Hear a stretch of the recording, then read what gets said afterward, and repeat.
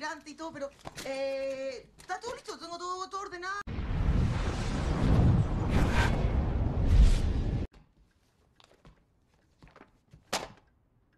Felicito, porque eres igual a él. Eso sí lo sabemos.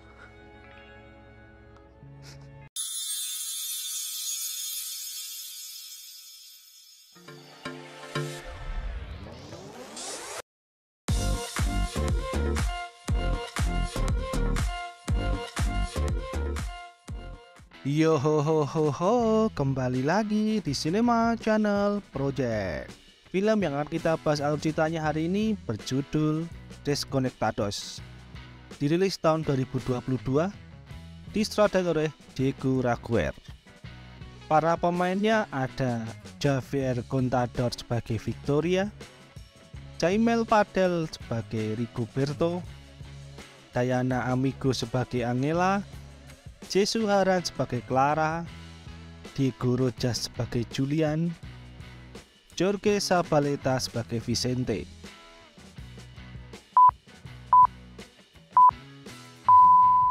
Alarm berbunyi. Vicky bangun dari tidurnya, kemudian menyalakan komputer dan mengecek email. Vicky adalah programmer, memiliki 2 orang anak, bernama Julian dan Clara. Ia sudah berpisah dengan suaminya yang bernama Vicente. Kedua anaknya tinggal bersama ayahnya. Vicky tinggal bersama dengan Angela yang merupakan saudaranya. Pagi itu Vicente menghubungi Vicky untuk memberitahukan kalau Vicente siap mengantarkan anak-anaknya ke rumah Vicky. Vicky yang terlalu sibuk dengan pekerjaannya sampai lupa kalau anak-anaknya akan tinggal bersamanya selama 4 hari karena Vicente akan keluar kota. Vicky tidak terlalu dekat dengan anak-anaknya. Vicente beritahu kalau Julian ada masalah soal pelajaran. Dengan cepat Vicky mengatakan pelajaran biologi, padahal Julian kurang bisa pelajaran matematika. Anak-anaknya sangat kecanduan gadget dan Vicente mengingatkan Vicky untuk membatasinya. Setelah telepon ditutup, Vicky bersiap-siap untuk wawancara online. Karena kamarnya begitu berantakan, Vicky dan Angela merapikannya dengan cepat. Saat wawancara, Vicky mengatakan semua keahliannya. Tiba-tiba kedua anaknya masuklah ke kamar Vicky dan ributlah di situ. Vicky yang sedang wawancara kemudian mematikan mic-nya kemudian meminta mereka keluar. Setelah itu hasil wawancara akan diberitahukan nanti malam melalui email. Vicky sangat senang dan antusias menunggu hasilnya.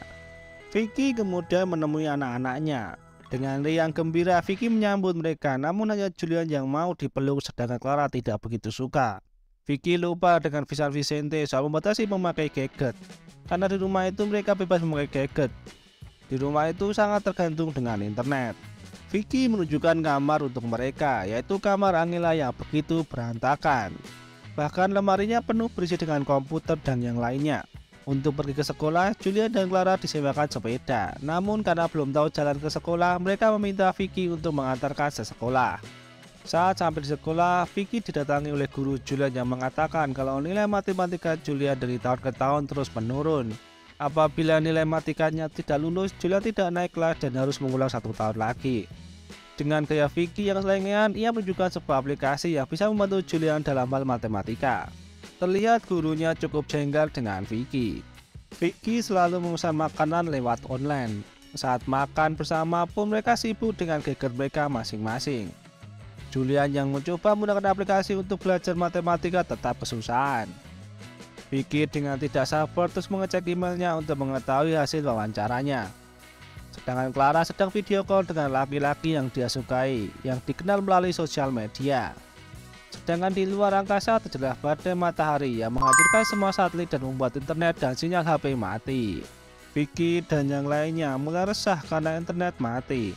Vicky kemudian pergi menemui tetangganya menanyakan soal internet, namun semua internet mereka mati juga. Pagi harinya Vicky bangun tidur langsung cek email dan gadget yang lain, namun tidak ada yang tersambung dengan internet. Di berita dijelaskan kalau satelit rusak dan menyebabkan internet mati, yang mengakibatkan kehidupan menjadi kacau, seperti semua penerbangan dibatalkan. Tidak ada internet sampai waktu tidak terbatas. Mendengar berita itu, Vicky tampak syok. Saat akan berangkat sekolah, di jalan mulai kacau, terjadi kemacetan, orang-orang berlarian ke sana kemari, banyak orang demo, bahkan lampu lalu lintas menjadi kacau yang membuat kecelakaan. Karena tidak ada internet, Vicky tidak bisa menyewa sepeda.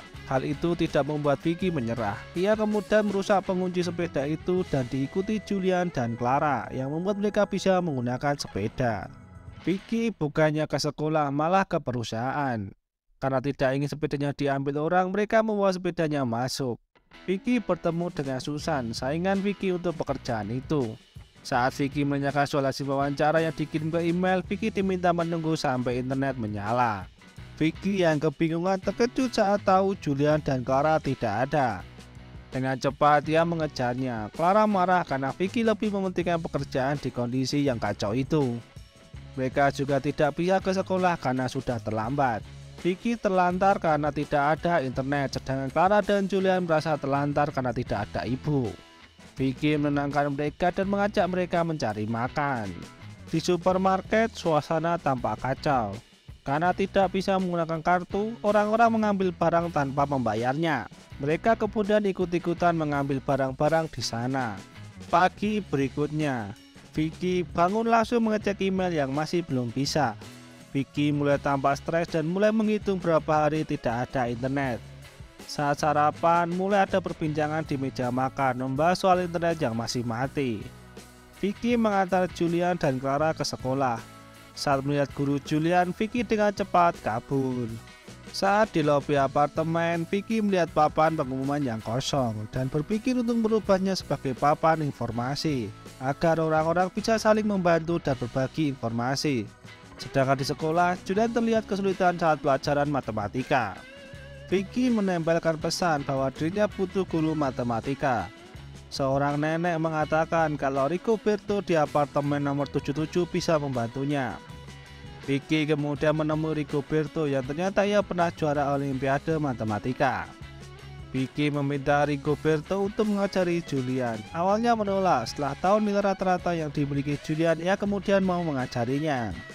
Vicky menemui Clara, langsung membahas soal cowok yang Clara sukai.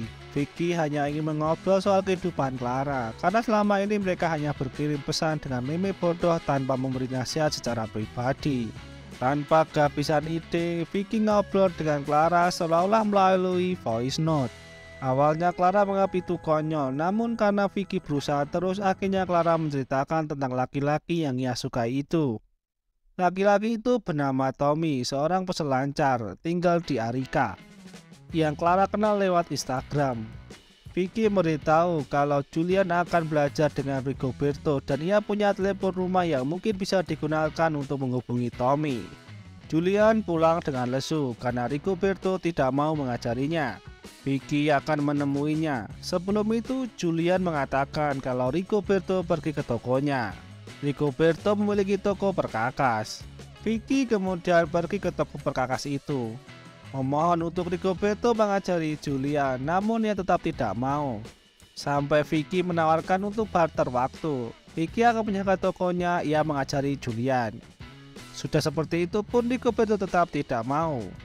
Saat di apartemen, Rigoberto melihat Vicky membantu membelikan obat untuk penghuni lain.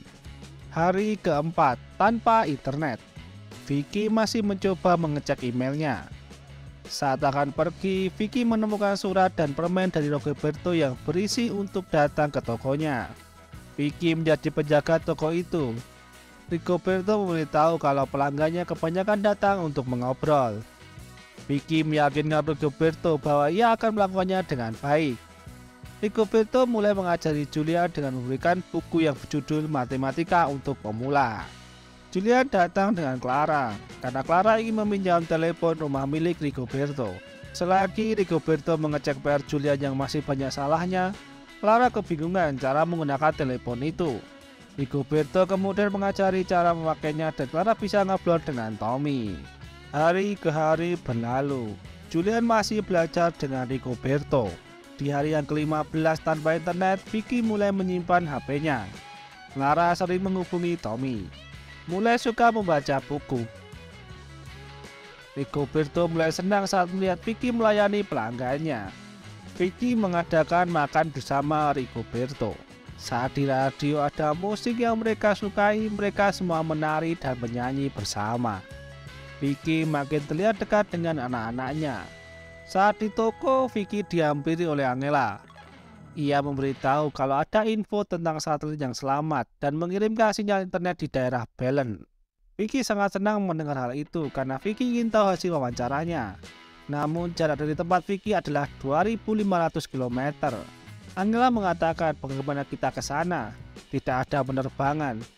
Tak sengaja Vicky melihat foto Rigoberto dengan mobilnya. Vicky kemudian menemui Rigoberto untuk mengantarnya ke Belen menggunakan mobilnya. Karena mereka sudah saling bantu, Rigoberto pun setuju. Agar tidak terlalu mencolok niatnya, Vicky mengajak Julia dan Clara sebagai liburan. Hari ke-20 tanpa internet. Mereka semua siap untuk berangkat. Vicky tidak lupa membawa HP-nya. Tak lama Rigoberto datang dengan mobilnya yang sudah disiapkan oleh Vicky. Semua naik, perjalanan dimulai. Rigoberto mengendarai mobilnya dengan santai yang membuat Vicky begitu gregetan dan ngoceh-ngoceh terus. Sedangkan di belakang, Julian bermain Rubik, Clara membaca buku, sedangkan Angela tidur di pojokan. Saat malam, mereka menginap di sebuah motel. Vicky mencoba menenangkan Clara yang gugup karena akan menemui laki-laki yang disukai. Setelah pagi, mereka pun sarapan bersama, sedangkan Clara sibuk menghubungi Tommy untuk meminta alamatnya. Tiba-tiba Vicky melihat Susan saingannya. Karena tidak mau kalah, Vicky mengajak yang lainnya untuk segera pergi. Rigoberto yang berlari pelan saat mau membuka pintu mobil malah ditinggal. Untung saja mobil itu kembali. Vicky mencoba mengejar mobil milik Susan itu. Karena terlalu cepat, Angela memperingatkannya namun tidak didengarkannya. Rigoberto yang ada di belakang mulai panik. Saat ditanya Clara, Vicky menjawab ingin menunjukkan sebuah kejutan. Setelah sampai di Belen, Vicky langsung bergegas mencari sinyal internet. Namun masih susah. Melihat Susan, Vicky kemudian berlomba ke puncak gunung untuk mendapatkan sinyal. Mengetahui niat Vicky soal pekerjaan, mereka kecewa. Yang paling marah adalah Clara. Clara menganggap ibunya payah. Mereka kemudian menginap di sebuah hotel. Dengan masih marah, mereka masuk ke kamar masing-masing. Rigoberto mendatangi Vicky dan menasihatinya. Karena adiknya dulu pengen punya anak namun tidak bisa. Melihat Vicky seperti itu, ia tampak heran karena seperti menyia-nyiakannya. Rigoberto mengatakan kalau ibu yang pantas buat anak-anaknya, yang tahu jawabannya hanya Vicky sendiri. Vicky sedang bersedih di tepi pantai. Datang Julian mengatakan kalau Clara tidak ada. Karena Clara pergi sendiri ke tempat Tommy berada tanpa pamitan. Vicky dan Julian mencoba mencari sekitar hotel namun tidak menemukannya. Di luar angkasa ada satelit yang aktif kembali dan membuat internet bisa digunakan lagi. Semua orang begitu gembira. Saat Vicky akan membuka email, ia teringat dan lebih memilih untuk menghubungi Clara terlebih dahulu. Namun Clara tidak mau mengangkat telepon itu. Saat tahu Clara tidak ada, Angela memberitahu soal pesta selancar. Vicky yang sudah bisa melacak keberadaan Clara mencoba menyusulnya bersama Angela. Sedangkan Julian tetap di hotel bersama Rigoberto. Dengan menggunakan sepeda, Vicky dan Angela menyusul Clara. Clara yang sudah sampai ke tempat Tommy berada mencoba mencari Tommy. Saat sudah bertemu, Clara diperkenalkan dengan teman-temannya Tommy. Clara melihat Tommy ciuman dengan cewek lain yang membuatnya marah merasa dirinya dibodohi. Ia marah-marah seolah-olah marah dengan Vicky. Tommy bingung dengan apa yang Clara marahkan. Clara lalu pergi dari tempat itu. Clara menghubungi Julian untuk menemuinya. Julian meninggalkan pesan kepada Rigoberto yang masih tertidur. Vicky dan Angela sampai di tempat Tommy berada. Ia menanyakan soal Clara. Tommy mengatakan kalau Clara sudah pergi. Vicky marah seolah-olah sedang berbicara dengan Clara yang membuat Angela bingung. Vicky pergi dari tempat itu menggunakan sepeda lain yang ia ambil di tempat Tommy berada. Angela meminta Vicky untuk berpikir tempat yang paling aman buat Clara. Vicky berpikir rumah Vicente. Dengan cepat ia pergi ke terminal bus. Karena bus yang dinaiki Clara dan Joe sudah berangkat, Vicky coba mengejarnya dengan sepeda. Tanpa mempedulikan sekitar, Vicky hampir tertabrak mobil, menabrak orang, merusak spion mobil. Setelah melihat bisnya, ia menuruni bukit untuk mengejarnya. Saat hampir dekat dengan bisnya, bis jadi ada dua, satu ke kiri, satu ke kanan. Dengan insting keibuannya, ia mengejar salah satunya. Saat sudah melihat Julian, ia coba memanggilnya, namun tidak terdengar. Vicky kemudian melemparkan HP-nya, membuat Julian melihat ibunya.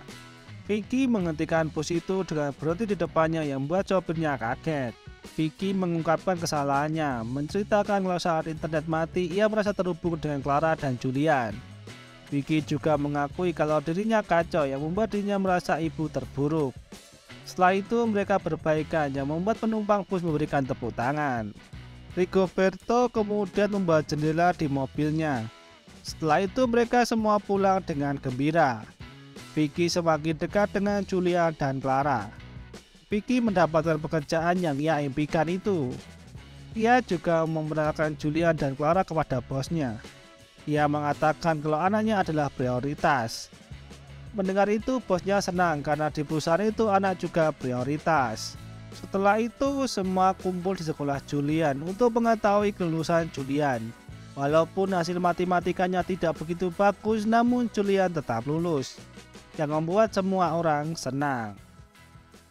Cerita usai.